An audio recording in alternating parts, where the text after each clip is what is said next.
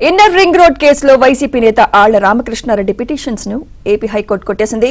Inner ring road case దర్యాప్తును సీబీఐకి అప్పగించాలని విజయవాడ ఏసీబీ కోర్టు నుంచి కేసును ఎంపీ ఎమ్మెల్యేల ప్రత్యేక కోర్టుకు బదిలీ చేసేలా ఆదేశాలు ఇవ్వాలని పిటిషన్ వేశారు. అలాగే ఈ కేసులో సీఎం చంద్రబాబుకు ఇచ్చిన ముందస్తు బెయిల్ రద్దు చేయాలని ఆళ్ల రామకృష్ణారెడ్డి వేర్వేరుగా పిటిషన్స్ వేశారు.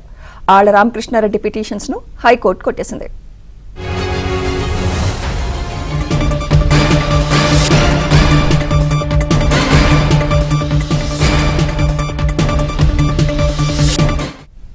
ఇదే అంశంపై మరింత సమాచారం మా ఏపీ బ్యూరో చీఫ్ రామారావు అందిస్తారు. రామారావు, ఆళ్ల రామకృష్ణారెడ్డి పిటిషన్స్ ను హైకోర్టు కొట్టేసినట్టు తెలుస్తోంది. అప్డేట్స్ తెలియజేయండి రామారావు.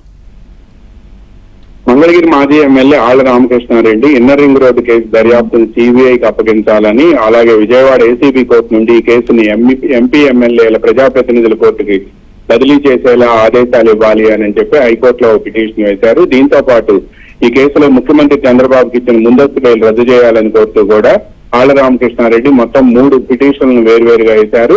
ఈ పిటిషన్లన్నింటినీ కలిపి హైకోర్టులో విచారణ జరిగింది. దాదాపుగా 3 వారాల పాటు విచారణ జరిగిన అనంతరం హైకోర్టు ఈ రోజు ఉదయం ఈ కేసులో తీర్పు ఇచ్చింది. ఈ వ్యాజ్యాలన్నిటినీ కూడా కొట్టివేస్తూ తీర్పు ఇచ్చింది. అదేవిధంగా ఈ వ్యాజ్యాలకు విచారణ అర్హతపై కూడా ఇటీవల వాదనలు ముగిశాయి. ఈ విచారణ అర్హతకు సంబంధించి సిద్ధార్థ లూత్రాతో పాటు సుప్రీంకోర్టు సీనియర్ న్యాయవాదులు కూడా రెండు వైపులా వాదనలు వినిపించారు. సిద్ధార్థ లూత్రా ప్రభుత్వం వైపు నుంచి వాదనలు వినిపించారు. అయితే ఈ కేసుని విచారించబోయే ముందు విచారణ అర్హత మీద తాము వాదనలు వినిపిస్తామని, ఇటువంటి పిటిషన్లకు విచారణ అర్హత లేదు అని కూడా సిద్ధార్థ లూత్రా వాదనలు వినిపించారు. ఈ వాదనలు పరిగణలోకి తీసుకున్న హైకోర్టు ఈ పిటిషన్లకు విచారణ అర్హత లేదు అని చెప్పి వేరువేరుగా వేసిన 3 పిటిషన్లు కూడా డిస్మిస్ చేసింది. 3 పిటిషన్లు డిస్మిస్ చేయడంతో పాటు